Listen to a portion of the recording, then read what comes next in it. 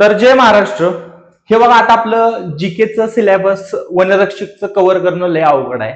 पण आता आपण डोकं काय लावायचं, सगळ्यात सोपं आता काय करायचं, ज्यांनी कोर्स घेतलाय आणि ज्यांनी नाही घेतला दोघांसाठी हा व्हिडिओ आहे.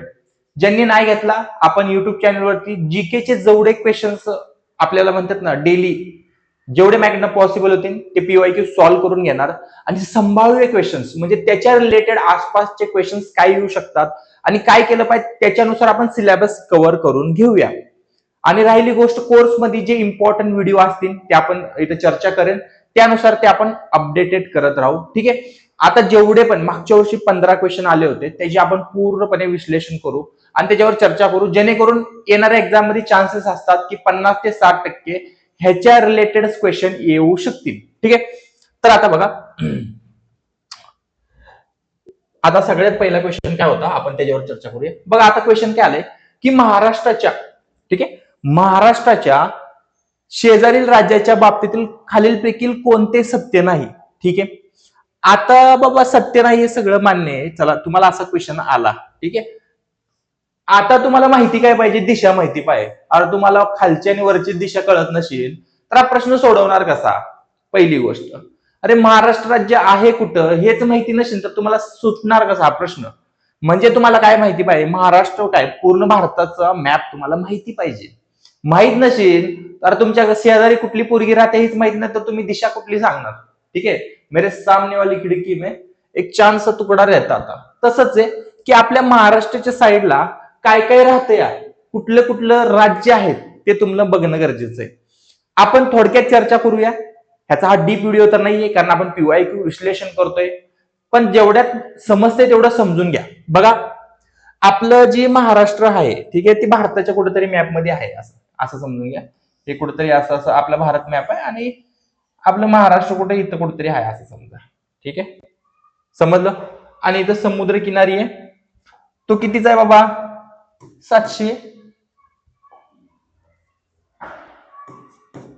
720 किलोमीटर लांबीचा समुद्र किनारा लाभलेला आहे. ठीक आहे. हा क्वेश्चन पोलीस भरतीला विचारला जातो म्हणून सांगितलं. आता तुम्हाला दिशा माहिती पाहिजे. जेव्हा पण कधी तुमचा मॅप असतो तेव्हा तुमच्या अशा 6 दिशा असते. त्या तुम्हाला दिशा मी शिकवलेल्या त्या पहिल्यापासून. बाबा, ही पूर्व असती, ही पश्चिम असती, आणि लक्षात ठेवा ही दक्षिण असती आणि वरची उत्तर असते. ठीक आहे. आणि तुम्हाला जसं सांगितल्याप्रमाणे ईशान्य, आग्नेय, कारण तर सूर्याची आग लागते खालून, परत आ निघाला किंवा आलाच पाहिजे, आचा विरुद्ध वा, आणि उरलेली नैऋत्य. हे ज्यांनी पण आपलं म्हणतात ना बुद्धिमत्तेचा सिलेबस केलाय त्यांना दिशा काढायचं मी शिकवलेलंच आहे. ठीक आहे. आता बघा, आता सिंपल आहे. आपला ही भारताचा, आपलं सॉरी महाराष्ट्राचा सध्या मॅप थोडक्यात घेतलाय. तर आता बघा, तुम्हाला करायचं काय, हा जो महाराष्ट्राचा तुमचा मॅप आहे, ठीक आहे, आता तुमची जी मिडल साइड येते ती कुठे येते, एक्झॅक्ट इथे येते, अशी अशी पकडा. ठीक आहे. महाराष्ट्राची जी मध्य भाग आहे ती इथे येते. आणि तुम्हाला प्रॉपर, ठीक आहे, अशी डायग्राम काढून बघा. ठीक आहे. ठीक आहे, समजली. आता मी तुमच्या समोर एक छोट्याशा रेषा काढून डायग्राम काढले. आता तुम्हाला माहिती पाहिजे की बाबा महाराष्ट्राचं गोवा कुठं असतं, खालच्या टोकाला गोवा आहे. गुजरात कुठे, समुद्र किनारी लागल्यानंतर तिकडच आपला गुजरात आहे. हा 720 किलोमीटरचा समुद्र किनारा लागलाय. अरबी समुद्र, अरबी समुद्र कुठं आहे आता तुम्हाला दिसत आहे, मॅप मध्येच आहे, बरोबर. तेलंगणा इकडे, कर्नाटक इकडे, छत्तीसगड इकडे, मध्य प्रदेश इकडे, गुजरात इकडे. तुम्हाला आता जवळपास कुठले राज्याला शेजारी आहे ते दिसले असतील. दिसले नसतील तर वहीवर लिहून काढा ना. तोंड काय बघताय माझं, लिहून काढा. लिहायला काही वेळ लागतोय, वही काढा आणि लिहायला चालू करा. आता दादर नगर हवेली हे केंद्र शासित प्रदेश आहे. ते पण कुठं आहे बघा, इथं आहे. ठीक आहे. समजलं तुम्हाला. गुजरात आणि महाराष्ट्राच्या मध्ये दादर नगर हवेली आहे. ठीक आहे. आता मॅप एक्झॅक्ट तुम्हाला समजला. आता मॅप जेव्हा समजेल, ठीक आहे, तेव्हा आपण आता याच्यावर क्वेश्चनवर चर्चा करूया. आता काय लिहिलंय बाबा, महाराष्ट्र, बघा, महाराष्ट्र शेजारील राज्याच्या बाबतीत खालीलपैकी कोणते सत्य नाही, कोणतं खोटं आहे याच्यामध्ये. बघा, आता त्याच्या आग्नेयेला तेलंगणा आहे. बघा, आता ही मी तुम्हाला दिशा सांगितली, ही कोणती बाबा आपली आग्नेय, बरोबर. आणि बघा आग्नेयला त्याच्या तेलंगणाचा आहे, कारण आग्नेय दिशा इथं आहे आणि ही दिशा बघा, बरोबर आग्नेय दिशेला तेलंगणाचे. हे वाक्य तुमचं एक्झॅक्ट बरोबर आहे. ठीक आहे. त्याच्या पूर्वेला दादर आणि नगर हवेली हा केंद्रशासित प्रदेश आहे. आता जर तुम्ही पूर्व दिशा बघितली तर त्याच्या डायरेक्ट समुद्र आहे रे बाबा. इथं कुठं दादर नगर हवेली आहे का? नाहीये. पण याच्या या दिशेला म्हणजे कोणत्या, इथं काय यायला पाहिजे होतं, यायला पाहिजे होतं. ठीक आहे. हे एक प्रकारे हे चुकीचं दिले वाक्य. इथं पूर्वेला नव्हतं पहिला, त्याच्या वायव्येला दादर नगरी हवेली ही केंद्रशासित प्रदेश आहे असं इथे यायला पाहिजे होतं. ठीक आहे. त्याच्यानंतर त्याच्या वायव्येस गुजरात आहे. अगा वायव्येस गुजरात आहे का? आहे. दादर नागर हवेली पण आहे आणि गुजरात पण आहे. ओके, समजलं तुम्हाला. त्याच्यानंतर दक्षिणेस कर्नाटक राज्याने वेढलेले आहे का? आता ही दिशा मी सरळ सांगितलं होतं पहिल्या, दक्षिण दिशा आहे आणि त्या दक्षिण दिशेला प्रॉपर कर्नाटका दाखवण्यात आलेलं आहे. बरोबर, म्हणजे हे तुमचे हे बरोबर आहे. ओके, तुम्हाला आतापर्यंत काय काय समजलं की मी एक मॅप काढला, त्यांच्या दिशा माहिती पाहिजे आणि महाराष्ट्राचे शेजारचे राज्य काय आहेत ते केले, कारण हा PYQ आहे. पुढच्या पेपरला येऊ नाही येऊ, पण तुम्हाला आता हे लिहिणं गरजेचं आहे, कारण ऑल PYQ विथ वहीवर एक्सप्लेनेशन झालं पाहिजे. हो का? जीकेचं मी तुम्हाला आता सांगतो, कितीही करा येणार नाही, पण आपल्या मनाला वाटलं पाहिजे बाबा आम्ही जीके करून गेलो एक्झामला. जीके मध्ये काही विचारू शकते, IPL मध्ये किती गोळात किती रन मारले असे पण प्रश्न आलेले आहेत. त्याच्यामुळे आपलं काम काय, मनाला शांती भेटण्यासाठी आपण आता जीके करणार आहे PYQ साठी. ठीक आहे. आता तुम्हाला वाटेल की बाबा एवढंच का, आता तुम्हाला ह्यातून काय काय समजलं सांगतो तुम्हाला. बघा त्याच्या आग्नेय दिशेला कोणते आहेत, तुम्ही काय करायचं आता 8 दिशा आणि त्याच्या कोणत्या दिशेला कोणतं राज्य हे लिहिणे.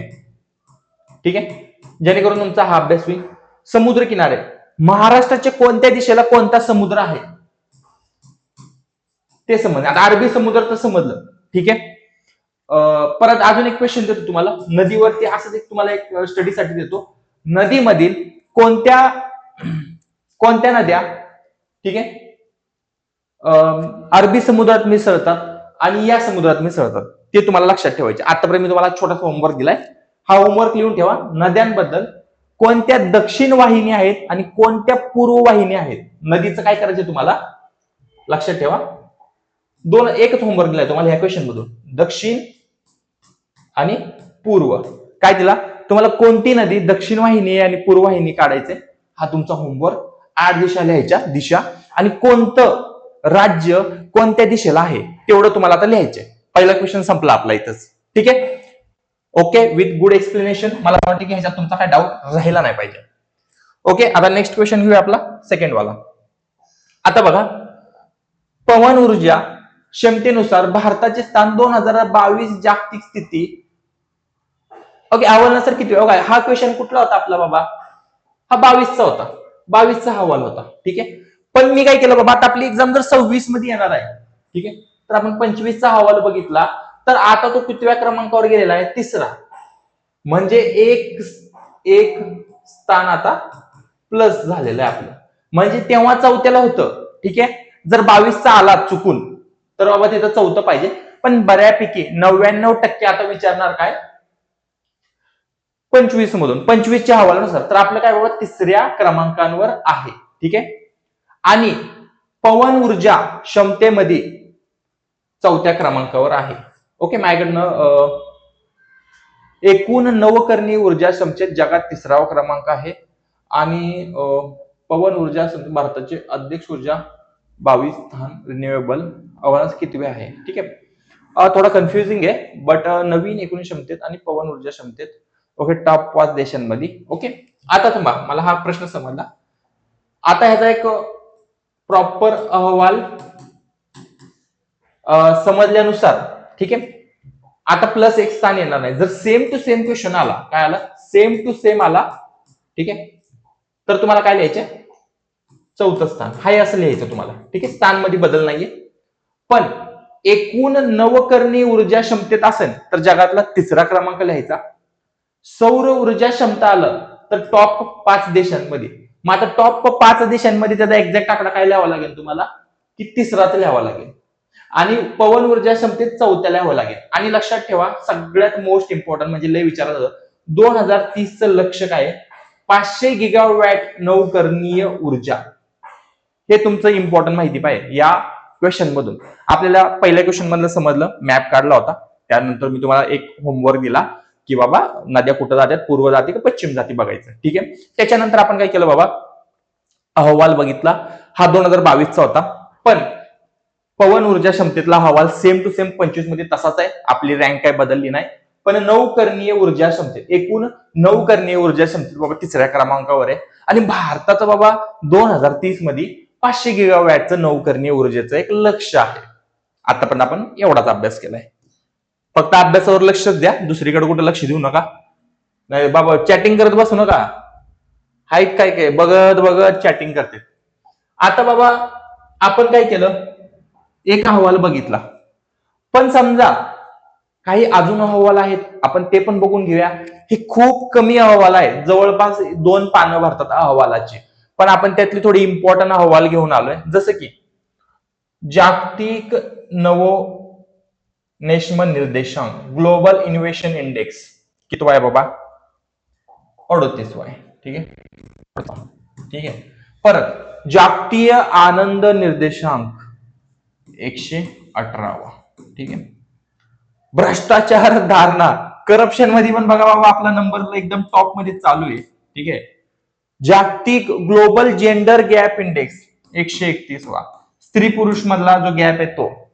मानव विकास निर्देशांक 130 वा. ठीक आहे. कायद्याचे नार्द राज्य निर्देशांक 79 वा. ठीक आहे. आणि हा सगळ्यात जास्त करून विचारला जातो, हा 10वा आहे हवामान खात्याचा. आणि हेनली पासपोर्ट इंडेक्स तो 85 वा. ठीक आहे. आता मी तुम्हाला असे इंडेक्स दिलेत ना जे क्वेश्चन मध्ये विचारले जात नाही जास्त करून. आता तुम्हाला वाटेल असं का, लक्षात ठेवायचं एक्झाम वाले काय करतात, जे टॉप 20 मध्ये जिथं आपली भारताचं आहे ना तिथंच बऱ्यापैकी एखादा क्वेश्चन विचारतात. जसं तुम्ही आता बघितलं आपलं बाबा तिथं कितवा क्रमांक होता, 3रा आणि 4था होता. लगेच काय केलं बाबा, जिथं आपली टॉपची रँक आहे तेच क्वेश्चन विचारणार. असे विचारतात की रे बाबा भ्रष्टाचार धारणा, अरे चायला गव्हर्नमेंट म्हणे यांना बॅन करून टाका. तर जेव्हा पण तुम्ही असे रिपोर्ट्स बघणार, मोस्टली जिथं आपल्या म्हणजे भारताची बुराई आहे, जिथं एकदम कमतरता आहे, तिथं खूप सारे क्वेश्चन्स कमी विचारले जातात. पण जेवढं मला माहितीये की ह्याच्यातले विचारले जाणारे कुठले येऊ शकतात बघा. हा एक विचारला जाऊ शकतो. ठीक आहे. भ्रष्टाचार नाही येणार, वर्ल्ड पण नाही येणार. हा एक विचारला जाऊ शकतो, दुसरावा. ठीक आहे. हा लिहूनच घ्या तुम्ही. आणि हवामान बदल कामगिरी निर्देशांक, आता टॉपचं 10 म्हटल्यावर विचारणार ना. आणि हेनली पासवर्डचं जे सेंट्रल गव्हर्नमेंट एक्झाम असतात त्याच्यामध्ये ह्याच्यातला विचारला जातो. ठीक आहे. तुमचं काम काय आहे, जे अहवाल आहेत, वन अहवाल मी शिकवलेला आहे तो प्रॉपर बघायचा. वन अहवालाचा पण क्वेश्चन इम्पॉर्टंट आहे. आता समजा तुम्हाला रिपोर्ट्स काय असतात, हे रिपोर्ट आपले जारी होतात प्रत्येक वर्षी. आता या वर्षीचे रिपोर्ट जे पण असतील त्याची लिस्ट बनवा आणि ते करा. आता त्याचं ह्याच्यावरून तुम्हाला होमवर्क काय भेटतंय, सगळे अहवाल जेवढे वाटतात तेवढे लिहून काढा. पाठ करू नका, फक्त लिहून काढायचे. ओके. नेक्स्ट क्वेश्चन घेऊ. ओके. आता तुम्हाला सांगतो हा जो क्वेश्चन आहे, ठीक आहे, आता हा डायरेक्ट तुमचा इतिहासामधनं प्रश्न आहे. कशातून बाबा? इतिहासामधून. ठीक आहे. आता त्याच्यासाठी तुम्हाला पूर्ण इतिहास माहिती पाहिजे. मी तुम्हाला एक थोडक्यात इतिहास सांगू शकतो. मी थोडक्यात सांगणार कारण आपल्याला पीवाय एक्सप्लेनेशन आहे. बाबा पहिलं काय होतं तुम्हाला सांगतो. सगळ्यात सुरुवातीला एका काळामध्ये बाबा डायनासोर होतं. डायनासोर एक धेतूवाला, सगळी प्रजाती मेली. ठीक आहे. सगळी प्रजाती मेली. त्याच्यानंतर ही मेल्यानंतर मॅमल्स म्हणजे जमिनीखाली राहणारे प्राणी, काय म्हणतात, जमिनीखाली राहणारे प्राण्यांपासून मग ती हे करत करत करत करत करत करत काय झाले निर्माण, आपली माणसं निर्माण झाली. ठीक आहे. माणसं पण म्हणता येणार, माकडं झाली, माकडापासून माणूस झाली. मग त्याच्यानंतर बाबा आपला कुठे इतिहास सुरू झाला काही. मग त्याच्यामध्ये सगळ्यात पहिली जी संस्कृती आहे ती मग हडप्पा संस्कृती येते. मग हडप्पा नंतर एक प्रकारे हडप्पा संस्कृती. ठीक आहे. मग त्याच्यामध्ये आपल्या भारताची सांगतोय तुम्हाला. मग हडप्पा संस्कृतीचे अवशेष घातले ते 2025 BC, म्हणजे बीसी मध्ये कधी पण लक्षात ठेवा इसवी सन पूर्व असेल कुठलीही, त्यामध्ये 1,500 प्लस करायचे. तेवढे वर्ष मागे जायचं. जसं की तुम्हाला एक्झाम्पल देतो की 300 इसवी सन पूर्व, ठीक आहे. ह्याचा अर्थ काय असतो तुम्हाला सांगतो. 300 मध्ये 1,500 टाकणे तर किती होतात? 1800. तर 1800 इसवी सन पूर्व म्हणजे 1800 वर्षा अगोदरची ही बातमी आहे, ह्याचा अर्थ असा होतो. त्याच्यानंतर काय आलं? हडप्पा संस्कृती. मग त्याच्यानंतर तुम्हाला जैन धर्म, बौद्ध धर्म येत येत येत गेले. त्याच्यानंतर मग आपले अशा इतिहासातल्या घटना आहेत. ठीक आहे, तुम्हाला सगळ्या घटनांचा क्रम माहिती पाहिजे की बाबा आधुनिक इतिहास पाहिजे माहिती पाहिजे, नवीन इतिहास माहिती पाहिजे, स्वतंत्र्याचा इतिहास माहिती पाहिजे. ह्याच्यासाठी तुम्हाला काय करावं लागेल की सिंपल इतिहासाचं तुम्हाला एक लेक्चर बघावं लागेल. जर लेक्चर बघायचं असेल तर लवकरच आपण याचा प्रॉपर व्हिडिओ तर येणारच आपल्या कोर्समध्ये. हा, इथं तर मी युट्यूबवर तर नाही टाकणार इतिहासाचा, पण हा कोर्समध्ये मुलांना हा भेटून जाणार आहे व्हिडिओ. कोर्स आपला रविराज देसाईचा कोर्स आहे, त्याच्यामध्ये प्रॉपर इतिहास आपण शिकवणार आहे विथ डेट वाईज. आणि ते कशा प्रकारे इतिहास वर्क करतं बघा. आता तुम्हाला सांगतो, मुस्लिम लीगची स्थापना 1910 हा चुकलेला आहे, बाकीचा क्रम बरोबर आहे. काय? पहिले युद्ध 1857 ला झालंय, काँग्रेसची स्थापना 1885 ला झाली, असहकार सुरुवात 1920 ला झाले. हे 3 लक्षात ठेवा. आपला चुकला कुठं होता बा? मुस्लिम लीगची स्थापना. ठीक आहे, थोडक्यात घेतोय आपण. आता सांगतोय थोडक्यात आहे, तुम्हाला मजा नाही येणार. बघा, 1800 ते 1856 मध्ये काय झालं होतं बघा. 1802 मध्ये पेशवे बाजीराव व इंग्रजचं युद्ध झालं. 1813 ला चार्टर कायदा. ठीक आहे, मग तिसरे मराठा युद्ध. ठीक आहे, आणि ह्या तिसऱ्या युद्धामध्ये आपल्या मराठा समाजाचा अंत नाही म्हणताय ना, अंत तर नाही म्हणजे आपण आज पण जिवंत आहे. अंत म्हणजे त्या काळामध्ये जे मराठा साम्राज्य होतं ते युद्धात हारलं, म्हणजे त्यांचा अंत झाला होता. जिथून मराठा सत्तेतनं बाहेर निघलो होते एक प्रकारे. त्याच्यानंतर सती प्रथा बंद, बाईला डायरेक्ट जाळायचे, नवरा वारला की डायरेक्ट आगेत टाकून तंदूर बनवून टाकायची तिची. तंदूर म्हणणार सॉरी, जरा तंदूरच म्हणताय मी, काय यार असलं कुठं असतंय का यार. बेटिंगला तुम्ही ना, खरं सांगते मुलींनो, पाया पडून त्याचे पाय धुवून पाणी पिलं पाहिजे. नाहीतर ही जर प्रथा बंद नसती झाली तर मला नाही वाटत आतापर्यंत प्रथा ही बंद झाली असती. आता पण कुठं ना कुठं गावाकडचे जाळला धरून पाय टाकला असता आगीत, तुम्हाला दिला असता जाळून सरळ बघा.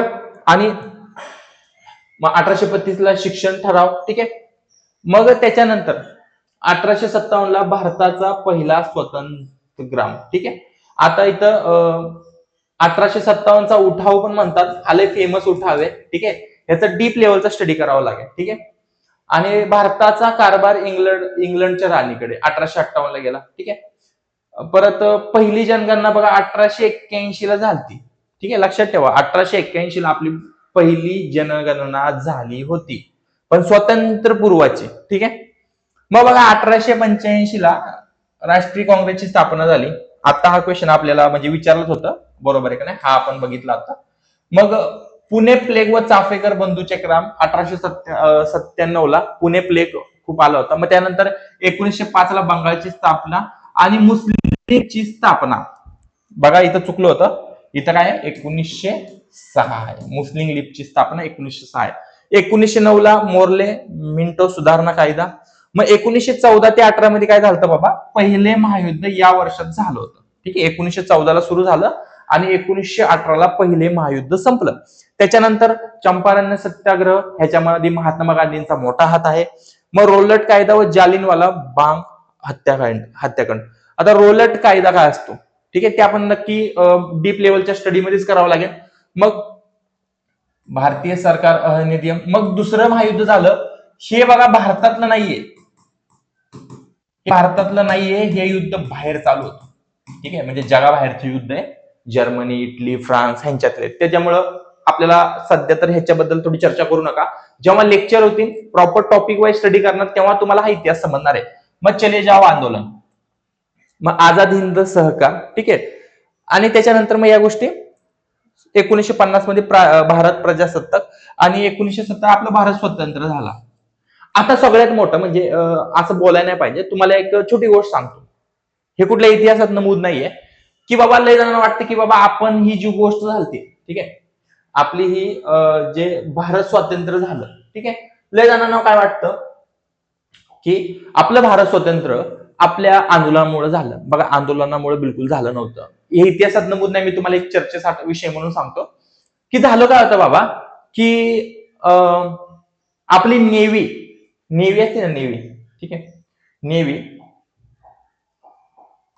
ठीक आहे, हे नेव्ही आहे ना, नेव्ही, ठीक आहे, ह्या नेव्हीने ना इंग्रजाविरुद्ध बंड पुकारला. कशामुळं? जेव्हा ह्यांना जेवण दिलं जात होतं, ह्या जे नेव्हीमध्ये काम करत होते आपले कामगार, ठीक आहे, ते जे कामगार नेव्हीमध्ये काम करत होते, ह्यांना जेव्हा जेवण दिलं जात होतं त्याच्यामध्ये नाही का खडं घाण जेवण द्यायचे. त्याच्यामुळे ती नेव्हीने डायरेक्ट बंड पुकारला. बंड पुकारला म्हणजे डायरेक्ट इंग्रजांच्या विरुद्धच गेले. चल, जेवण नाही देत, तुमच्या तर वाटच लावतो. अक्षरशः नेव्हीनी जे हॉल होतं त्यांच्या विरुद्ध डायरेक्ट तोफा असतं ना, तोफा, अपोजिटला डायरेक्ट, म्हणजे एक प्रकारे नेव्ही त्यांच्या अपोजिट गेली होती अख्खी नेव्ही. जसं आपली जलसेना, वायुसेना असते तशी नेव्ही असते, ठीक आहे. तर अपोजिट गेल्या कारणामुळे इंग्रजांना एक भीतीचं निर्माण झालं आणि त्यांच्या डोक्यात बत्ती पेटली की बाबा आता नेव्ही जर आमच्यावरती विरोधात खडी आहे, उद्या जर आर्मी जर विरोधात गेली आमच्या, तर आपण इंग्लंडमधनं काही जिवंत जात नाही. आणि तेव्हा मग त्यांनी डिसिजन घेतला की बाबा आपण भारत सोडायचा. आता एक मजेदार गोष्ट सांगतो की बघा, जर एक्झाम्पल देतो, समजा 10,000 जर इंग्रज असतील, ठीक आहे, आणि 3,00,000 जर आपलीच लोक आर्मीमध्ये काम करत असेल आणि ही लोक ह्यांच्या विरोधात गेली, तर इंग्रज टिकणार होती का? नव्हतीच टिकणार. बघा, आंदोलनामुळे कुठलं कोण जाणार नव्हतं. मेन तर गेले कशामुळं? जान आहे तो जान आहे, अभी भाग जाते हम यहाँ से. आपण याच्यावर डीपली अभ्यास करूया. आता मी तुम्हाला प्रॉपर एक्सप्लेन करत नाही, मी एक प्रकारे थोडंसं एक्झाम्पल दिलंय, ह्याच्यामध्ये थोडं डेट, नेव्ही वगैरे चुकला असेल, पण मी तुम्हाला एक आयडिया दिली की बाबा अशा प्रकारे इंग्रज भारतातनं निघून गेलेले आहेत. हे तर बघा आपण बघितल्या. मुस्लिम लीगची स्थापना इथं चुकवलेला आहे. आणि मुस्लिम लीगची स्थापना काय होती बघितलं असेल तुम्ही आता, 1906 होती का 1910 होती? 1906 होती, ठीक आहे. त्याच्यानंतर चौथा क्वेश्चन, खालीलपैकी कोणता भारतातील चलन जारू करू शकते? ते भारतीय रिझर्व्ह बँक आणि भारत सरकार, ठीक आहे. आणि ज्यांनी माझी टेस्ट सिरीज मध्ये केलेला हा क्वेश्चन झालेला आहे. तर बाबा बघा, आरबीआय का असती? रिझर्व्ह बँक ऑफ इंडिया असती. ही बँकांची बँक बोलली जाते ह्यांना, ठीक आहे. आणि ह्याची जी स्थापना आहे ती 1 एप्रिल 1935 ला झाली होती आणि 1934, ठीक आहे. आणि राष्ट्रीयकरण बघा 1 जानेवारी 1949 ला झालेलं आहे. ह्याचं मुख्यालय कुठं स्थित आहे? मुंबईमध्ये ह्याचं मुख्यालय स्थित आहे. आणि ह्याचे प्रमुख गव्हर्नर आहे शक्तिकांत दास. इम्पॉर्टंट क्वेश्चन, ठीक आहे. अजून बघा, ह्यांचं काम काय असतं? भारतातील नोटा आणि यांचे विवरण करणं, ठीक आहे. अर्थव्यवस्थेत पैशाचा पुरवठा, व्याजदर, repo rate, reserve repo rate हे माहिती असेल तुम्हाला. आता बघा मध्ये रेपो रेट डाऊन झालं, वाढलं, ह्याच्यावरून आपलं लोन नियंत्रित, म्हणजे लोनची पण व्हॅल्यू कमी जास्त होते. आणि बँकांची बँक, व्यापारी बँकासाठी नियम बनवणे आणि त्यांच्यावर नियंत्रण करणे म्हणजे रिझर्व्ह बँक ऑफ इंडिया, ठीक आहे. विदेशी चलन व्यवस्थापन, परकीय चलन साठ्यांचे संरक्षण आणि व्यवस्थापन करणे, म्हणजे जे विदेशी नोटा असतात त्यांचं सुद्धा काम कोण बघतं? आरबीआय बघतं. बऱ्यापैकी तुम्हाला आरबीआयचं समजलं असेल. त्यांचे शक्तिकांत दास कोण आहे? विलीयकरण, राष्ट्रीयकरण 1949, मुख्यालय मुंबईमध्ये 1937 पासून आणि स्थापना 1 एप्रिल 1935, म्हणजे ह्याचे 2 वर्षानंतर हे मुख्यालय बनलेलं आहे. ही पण गोष्ट लक्षात ठेवा, ह्याच्यावर पण एखादा क्वेश्चन येऊ शकतो. चला आपण नेक्स्ट क्वेश्चन घेऊ. बघा आता, भारतीय केंद्रीय मंत्रिपरिषद सामुदायिक कोणता उत्तरदायी असतो? ओके, ह्याचं उत्तर येईल तुमचं लोकसभा, ठीक आहे. आणि कोणत्या कलमानुसार येईल लोकसभा? ह्याचा कलम कोणता आहे? कलम माहिती आहे का तुम्हाला? नाही माहिती? ओके, आपण चर्चा करू. कलम 75. ओके, माझं बरोबर आहे का चुकीचं आहे तुम्ही सांगा. कलम 75 नुसार भारतीय संविधानानुसार केंद्रीय मंत्रिपरिषद समूहरित्या कोणालाही लोकसभा उत्तरदायी असल्याने कलम 75 मध्ये नमूद केलेलं आहे, ठीक आहे. कलम काय असतं आपण ते पण एक क्वेश्चन आहे, आपण त्याच्यावर चर्चा करूयाच. बघा आता, की खालीलपैकी कोणत्या भारताच्या प्रमुख भौतिक वैशिष्ट्यापैकी एक नाही, ठीक आहे. आता तुम्हाला हा क्वेश्चन समजा आता माहितीच नव्हता याच्या आधी, ठीक आहे. पण आपण असं गृहीत धरू की आता तुम्ही हा क्वेश्चन बघितलाय फर्स्ट टाइम मध्ये आणि त्याच्यानुसार, ठीक आहे, आता तुम्हाला त्याच्यानुसार अभ्यास करावा लागेल, ठीक आहे, की बाबा भौतिक वैशिष्ट्यापैकी एक नाहीये, ठीक आहे, पण तुम्हाला काय करायचे, 1 2 3 4 5 6 6 गोष्टी लिहून घ्यायच्यात. कारण तुम्ही आता वनरक्षक म्हटल्यावर वनांबद्दल म्हणा, भारताचं म्हणजे एक प्रकारे भूगोलातले क्वेश्चन जास्त येतात, ठीक आहे. तर त्याच्यामधले जे 6 आहेत, ठीक आहे, त्याच्यामध्ये बघा हिमालय पर्वत, ठीक आहे. आता ह्याची बऱ्यापैकी माहिती असते, पण तुम्ही आता फक्त सिंगल नावं लक्षात ठेवणार आहे. उत्तरेस असलेला हा तरुणवली यंग फोल्ड माउंटेन आहे, ठीक आहे. उत्तर भारतीय मैदान प्रदेश, ठीक आहे, सिंधू, गंगा आणि ब्रह्मपुत्रा नद्यांनी वाहून आणलेल्या गाळाने बनलेला हा सुपीक प्रदेश आहे, ठीक आहे. आता असा पण क्वेश्चन येऊ शकतो की बाबा कोणत्या नद्यांच्या गाळाने बनलेला हा सुपीक प्रदेश आहे उत्तर भारतीय, मग गंगा, ब्रह्मपुत्रा हे 2 नावं येतील. भारतीय द्विकल्पीय पठार, ठीक आहे, सर्वात प्राचीन आणि स्थिर भूमिभाग असून ते अग्निजन्य आणि रूपांतरित खडकांनी बनलेलं आहे. तर बघा हा अग्निजन्य हा इम्पॉर्टंट आहे, हा क्वेश्चन येऊ शकतो. भारतीय वाळवंट, अरावली पर्वताच्या पश्चिमेस असलेला थारची वाळवंट प्रदेश. आता तुम्हाला काय लक्षात ठेवायचे, थार हा वाळवंटी प्रदेश आपल्या भारतामध्ये कुठं आहे, राजस्थानमध्ये आहे का नेपाळमध्ये आहे का चीनमध्ये आहे, ते तुमचं काम आहे आता बघायचं. द कोस्टल प्लेन्स म्हणजे किनारी प्रदेश, द्विकल्पीय पठाराच्या पूर्व आणि पश्चिम किनारपट्टीची अरुंद मैदाने, म्हणजे एक प्रकारे भारताची जी किनारपट्टी ना त्या साईडचा प्रदेश. आइसलँड, अरबी समुद्रातील लक्षद्वीप आणि बंगालच्या उपसर्गातील अंदमान निकोबार. आता बाबा ही जी लास्ट वाली भाग आहे ती कुठे आहे, तुम्हाला इथे दिसतंय का, हा हे भारताचं हे टोक, ठीक आहे, एक या साईडला आहे आणि एक या साईडला आहे. अंदमान निकोबार या साईडला आहे आणि लक्षद्वीप या साईडला आहे, ठीक आहे, लक्षात आलं तुमच्या. आता हे भारताची फिजिकल फीचर्स म्हणजे प्रमुख भौतिक भाग, ठीक आहे, समजला आपण वाचून दाखवला. आणि तेच 6 कोणते कोणते होते, हिमालय पर्वत, सुपीक मैदाने, द्विकल्पी पठार, थारचे वाळवंट, किनारपट्टी मैदाने आणि बेटे. बस संपला विषय. ह्याच्याशिवाय आपण काय केलं का, 6 इम्पॉर्टंट टॉपिक्स. आता बघा जेवढं आपण आहे, आता 6 माहिती होतं बघा. बेटे, बेटे मीन्स माझा पोरगण आहे, बेटे मीन्स की ते लक्षद्वीप आणि हे बघा बेटे आपला इथं झाला. उत्तरेकडील मैदान कुठले, गंगा आणि ब्रह्मपुत्रा नद्यांनी आणलेला गाळ म्हणजे तो उत्तरेकडील मैदान आहे आपला. समुद्र तटीय मैदाने, आता इथं तुम्ही कन्फ्युज होऊ नका, ठीक आहे. आता बघा किनारी मैदाने आणि समुद्र तटीय मैदाने सेमच आहे, थोडंसं नाव बदलले जेणेकरून तुम्ही कन्फ्युज होताल, पण तुमचं तेवढं डोकं पाहिजे की बाबा समुद्र तटीय मैदाने आणि किनारी मैदाने म्हणजे एकच प्रकारचं बोललं जातंय तिथं. त्याच्यानंतर दक्षिणेकडील मैदाने, पण दक्षिणेकडीलची मैदानांचा काही संबंधच नाहीये, तर मग हे एक वैशिष्ट्य नव्हतं म्हणून तेव्हा हे राईट होतं. पण नेक्स्ट टाइमच्या क्वेश्चन मध्ये वेगळं काय येऊ शकतं की बाबा हिमालय पर्वतीन इथं आणि दक्षिणेकडील मैदाने येईन, पूर्वेकडील मैदाने येईन, तेव्हा तुम्ही कन्फ्युज होऊन चुकवू शकता. 6 मधलं कुठले तरी 3 देऊन एक चुकीचा ऑप्शन देतील, नाहीतर 3ही ऑप्शन चुकीचे देतील आणि त्याच्यामध्ये एक बरोबर देतील. समजलं तुम्हाला. नेक्स्ट क्वेश्चन घेऊ. बघा आता भारतीय संविधानातील समानतेच्या हक्कात खालीलपैकी कशाचा समावेश नाही. आता बघा समानता, ठीक आहे, भारताच्या राज्य क्षेत्रात मुक्तपणे संचार करणे, ठीक आहे. आता तुम्ही म्हणणार बाबा हे काय नक्की काय केलं मी, ठीक आहे, आपण त्याच्यावर पण चर्चा करूया की बाबा जी समानतेचा हक्क आहे, ठीक आहे, सिंपल सांगतो तुम्हाला एक छोट्या भाषेत की समानतेचा हक्क कलम 14 ते कलम 18, समजलं तुम्हाला. कलम 14 ते कलम 18च्या ह्याच्यात नमूद आहेत आणि त्या कलमांमध्ये ह्या गोष्टी लिहिल्या आहेत, जसं की कायमचे समान संरक्षण, धर्म, वंश, जात, लिंग किंवा भेदभाव न करणे, सार्वजनिक रोजगारात समान संधी, जसं की आता तुम्हाला माहिती UR, OBC, SC, ST हे आरक्षण पण ह्याच्यामुळेच आहे, कारण सगळ्यांना जातीमध्ये नोकऱ्या पाहिजेत आणि सगळ्यांना नोकरी भेटली पाहिजे म्हणून हा नियम आहे.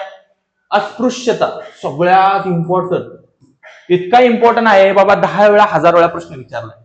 कलम 17 अस्पृश्यता, कलम 17 अस्पृश्यता पाठच करून ठेवा. आणि बघा कलम 18, लष्करी व शैक्षणिक पदव्या सोडून इतर किताब नाकारणं. ठीक आहे, आता तुम्हाला समजलं की कलम 14 ते कलम 18. बघा आता समानता बरोबर हा आहे. धर्म, वंश, जात, जन्मस्थान भेदभाव करण्यास मनाई, म्हणजे एक प्रकारे तोच झाला. सार्वजनिक सेवा योजनेच्या बाबींमध्ये समान संधी, या सगळ्या गोष्टी यामध्ये आहेत.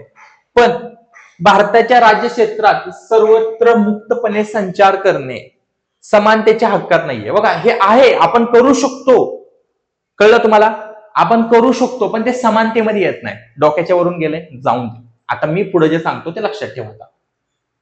आता बघा एक प्रकारे तुम्हाला शिकवतो आता काय. बघा इनडायरेक्टली तुम्हाला सांगतो की आपल्या भारतामध्ये काही कलम आहेत. ठीक आहे, सोप्या भाषेत म्हणजे आपल्या भारतामध्ये काही कलम आहेत. ते कलम तुम्हाला सांगतो, जवळपास 448 कलम आहेत, पण ऍक्च्युअल मध्ये किती आहेत ती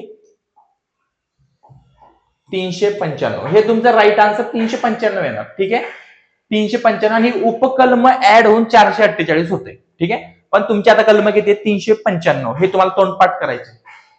पार्ट्स किती आहेत 25 भाग, 395 कलम. ठीक आहे, आणि 12 अनुसूची. ठीक आहे, समजलं तुम्हाला, काहीतरी आहे. आणि इम्पॉर्टंटली तुम्हाला हे तिन्ही गोष्टी 395 कलम, 22 भाग आणि 12 अनुसूची तुम्हाला माहिती पाहिजे. प्रत्येक एक्झाम मध्ये एखादा क्वेश्चन ह्यातून येतो म्हणजे येतोच.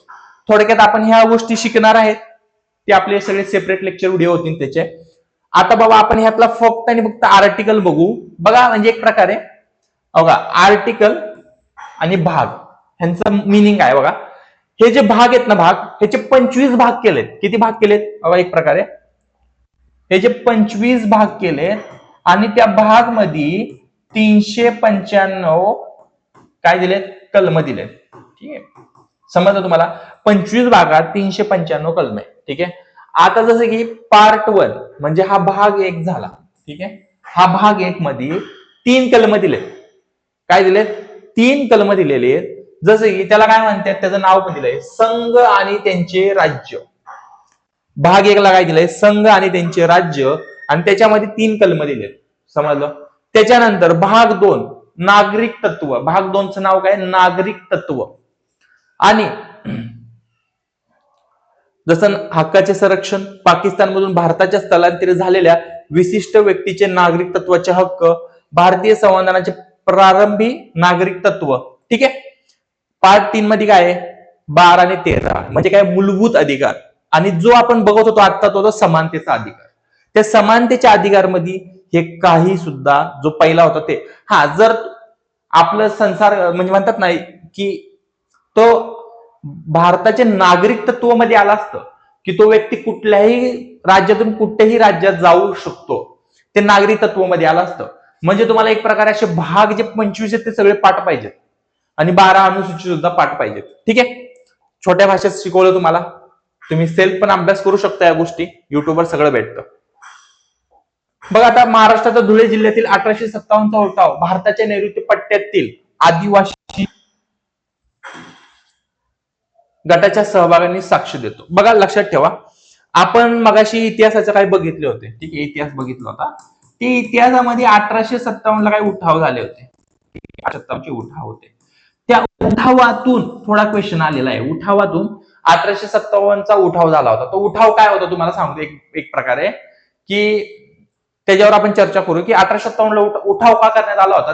ते मला एक सोप्या भाषेत सांगतो की आपले काही तिथं कामगार होते, ब्रिटिश अधिकाऱ्यांच्या हाताखाली काम करायचे एक प्रकारे. आणि त्यांनी काय केली, कारतूस नसतं कधी गाईचं डुकराच्या चरबीचं, हे कडतूस असायचे, पण ते कडतूस ते तोंडाने तोडायला लागायचं. अरे तिच्या आईला तोंडाने तोडायला लागलं. मग चला मी त्यांनी कंप्लेंट केली. बरोबर ना, कंप्लेंट करणार, यार मी ब्राह्मण आहे, मी गाईचं चमडा नाही तोडू शकत. तेव्हा ब्रिटिश अधिकाऱ्यांनी काय करायला पाहिजे, हा बाबा तुम्ही आहे तर तुम्ही नका. लागली हे करायला, काय म्हणते त्यांना जबरदस्ती मारहाण, जबरदस्ती करून ते काम करून घेणे. अरे मग आपली लोक ऐकणार आहे तुरे. ठीक आहे, सगळीकडे उठाव चालू झाला. ठीक आहे, 1857चा सगळ्यात पहिला उठाव मेरठ इथून झाला होता. त्याच्यानंतर मग जगभर पसरलं गेलं. ठीक आहे, आता तुम्हाला वाटेल बाबा 1857 काय आहे? बघा, ते आपला सगळ्या भारतातला पहिला उठाव होता ब्रिटिशांविरुद्ध.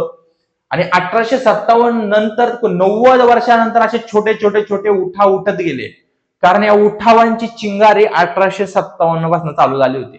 म्हणजे इंग्रजांची मारायची तयारी, काय मारायची ते तुम्हाला माहितीच आहे. ती तयारी कुठून चालू केली बाबा? 1857च्या उठावातून. ठीक आहे. त्यात आपल्या भारतातली धुळे जिल्ह्यातल्या काही लोकांनी पण उठाव केला होता. ठीक आहे. आता तुम्हाला क्लिअर दिसत नसेल काही गोष्टी, आपण लक्षात ठेवा. बघा, 1857चा उठाव पूर्ण जगभरात चालू झाला होता. ठीक आहे. त्याच्यामध्ये तुम्हाला एक सांगतो, बघा, मेरठ मधून कदम सिंह, ठीक आहे, आणि ज्याच्यामध्ये जी फेमस झाशीची राणी लक्ष्मीबाई, ठीक आहे, आणि ग्वाल्हेर मधून तात्या टोपे, ठीक आहे, ही मला जेवढी नावं लक्षात आहेत तेवढी. कानपूर मधून नानासाहेब पेशवे, एवढे फेमस नाव आहेत. ठीक आहे. सगळे फेमस आहेत, पण जास्त करून आपल्या महाराष्ट्र गव्हर्नमेंटच्या एक्झाम मध्ये हे विचारू शकतात. जर सेंट्रल करत असेल तर तुम्हाला सगळे पाठ करावे लागतील. हे 1857चे उठाव झाले होते.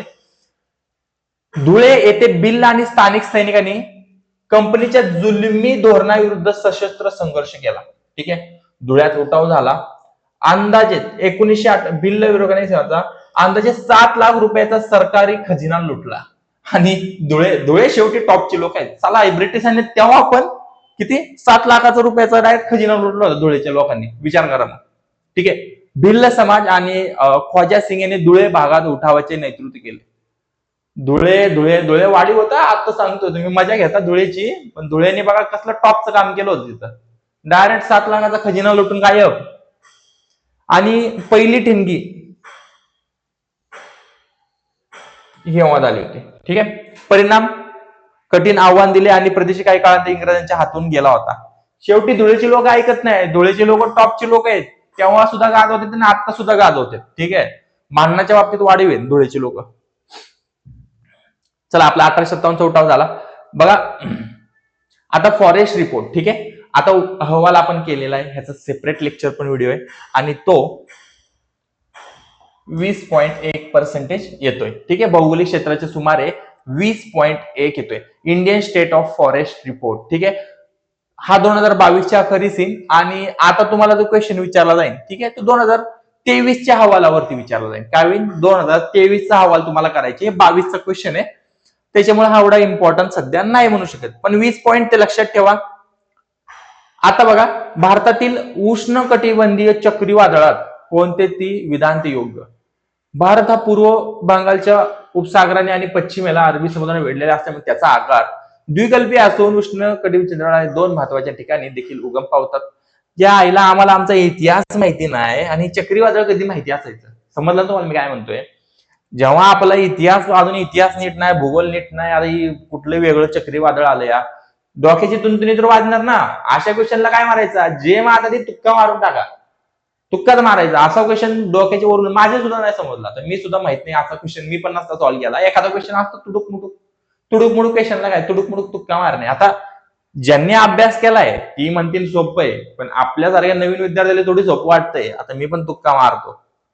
भारत हा पूर्वेला बंगालच्या उपसागराने आणि पश्चिमेला अरबी समुद्राने वेढलेला असल्यामुळे त्याचा आकार द्विकल्पीय असून उष्ण कटिबंधीय.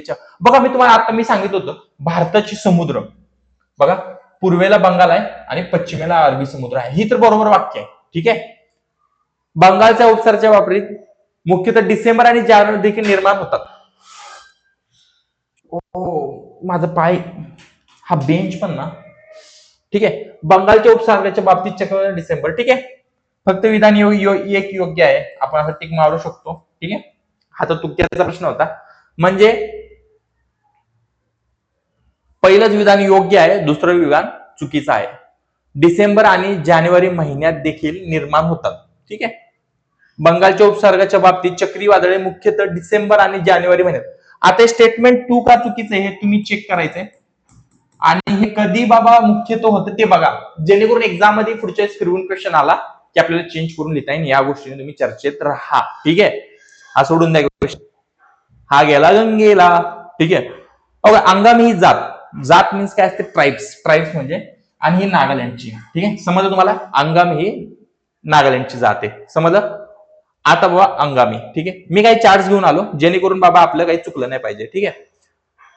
आता आपण थोडी चर्चा करू. बघा, बोधो आसाम, खासी आसाम, मेघालय नागालँड, गोड आपली गोड महाराष्ट्र, झारखंड, छत्तीसगड. आलं छत्तीसगड आणि महाराष्ट्र जवळजवळ, झारखंड कशाला आले? ओके, गड गड बघा ना, गड गड बघा, गोड माणसं कुठे आहेत? महाराष्ट्र, झारखंड, छत्तीसगड. लुशिया त्रिपुरा, केरळ मोपला, केरळ मोपली, मोपला केरळ, उत्तरांचल, गारवा जारवा, अंदमान निकोबार गारवा असू शकतो. कुक्कू कुक्कू एफएम मणिपूर, ठीक आहे.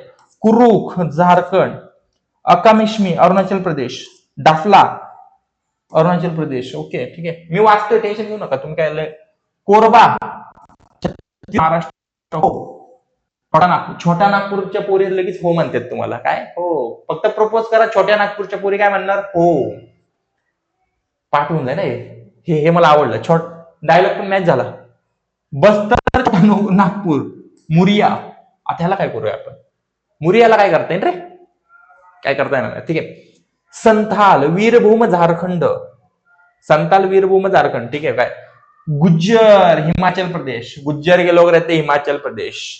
खोंड ओरिसा, मिकीर आसाम. केरळला काय? उरली केळं मोपली. काय बघा ना, उरलेली केळं मोपली, भारी ना रे.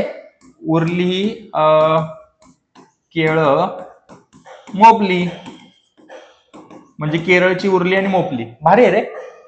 मीना नावाची पोरगी राजस्थानात राहते आणि रविराज देसाईची ती गर्लफ्रेंड आहे, असं लक्षात ठेवा.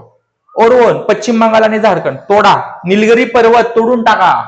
ठीक आहे, हे बघा मी जस्ट तुमच्या समोर वाचतोय जेणेकरून तुमच्या लक्षात राहिले तर राहिल्या काही गोष्टी.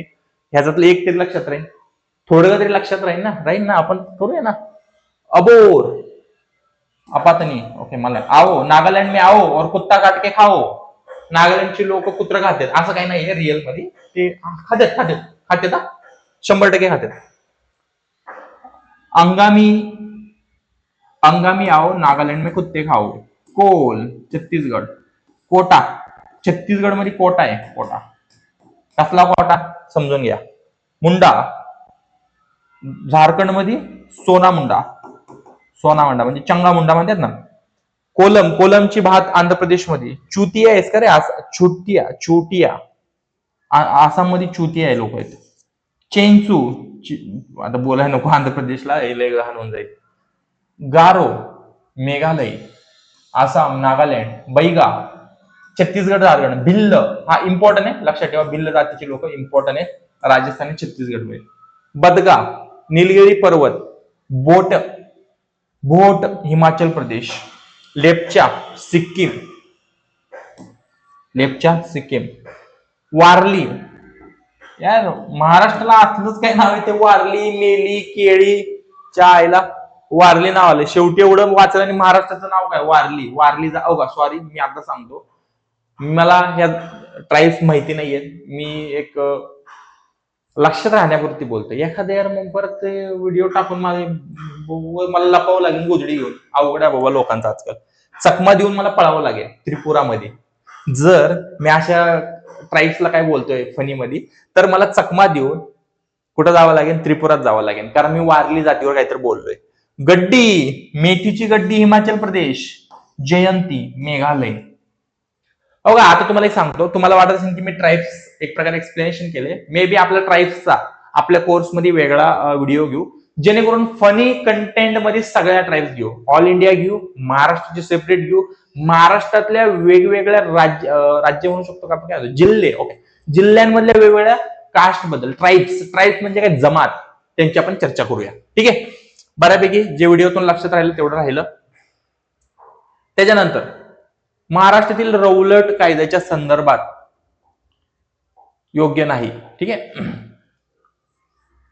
कोणतं होतं बाबा, की बाबा मोहम्मद ह्यांनी पण विरोध केला नाही, हे चुकीचं वाक्य, ह्यांनी पण विरोध केला होता. ठीक आहे, 1900 मध्ये रौलट कायदा मंजूर केला. रौलट कायद्याने स्वातंत्र्याच्या मूलभूत आख्यावर अंकुश ठेवला. रौलट कायद्याने पोलिसांच्या अधिकार, हे सगळे वाक्य बरोबर आहे.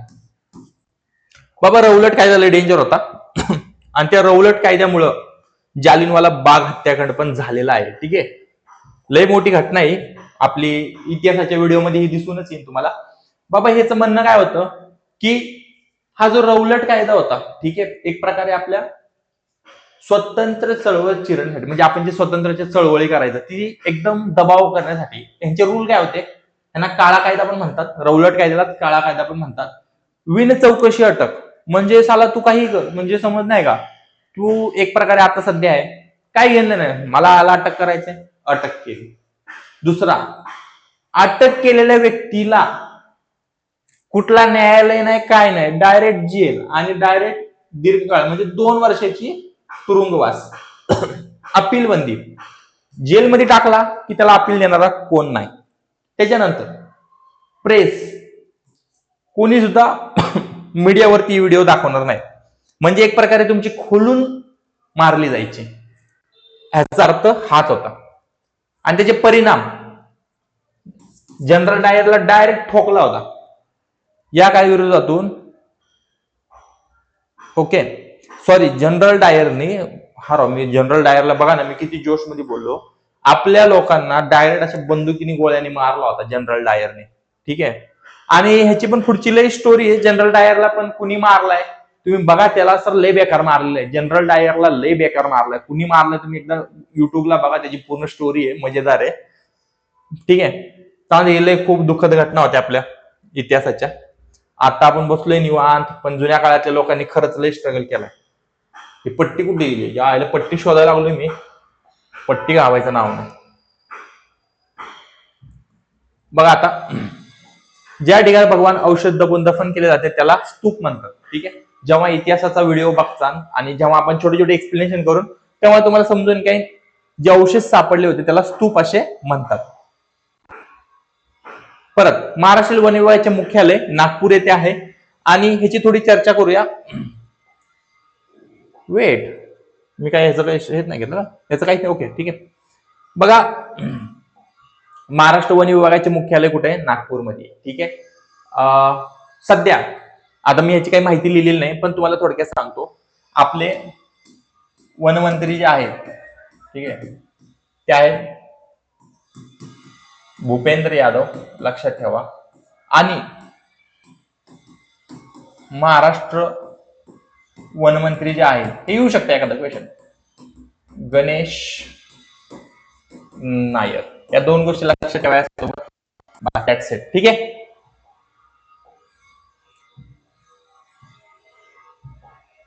ओके, ठीक आहे. महाराष्ट्रातील उष्णकटिबंधी अर्थसंधारित जंगलाची अंदाजे टक्केवारी किती आहे, ठीक आहे. तर त्याची जी टक्केवारी आहे ती 7.73% आहे, ठीक आहे. पण आता बाबा आपल्याला उष्ण कटिबंधी अर्ध सदाहरित जंगले, ठीक आहे.